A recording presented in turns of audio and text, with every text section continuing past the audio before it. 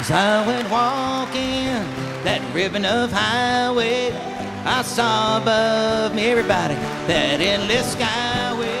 I saw below me a golden valley. This land was made for you and me. Help me out, Jack.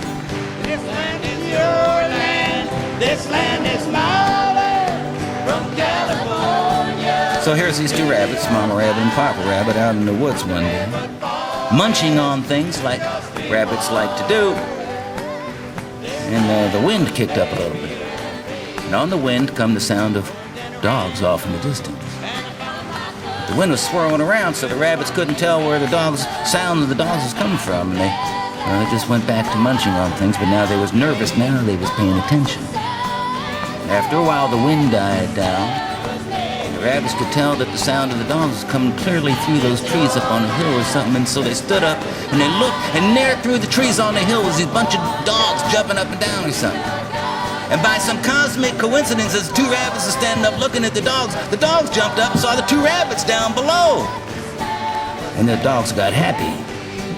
Their faces started smiling, their feet started running, their tails was going, their eyes was smiling, happy, barking, yelping, yelling, happy, running dogs.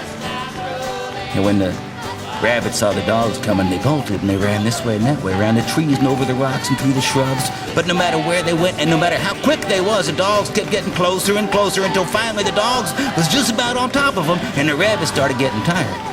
And just as the dogs was on them, the rabbits ducked into the hollow of a log. And in the next instant, the dogs was all over the log and it was making a big racket because they couldn't get in. And deep in the hollow of the log, above all of the noise outside, the Mama Rabbit looked at the Papa Rabbit. She said, "You know, Pop, I don't believe we're going to get out of this alive." And the Papa Rabbit just smiled. He said, "Well, that's all right. We'll just stay here till we outnumber them."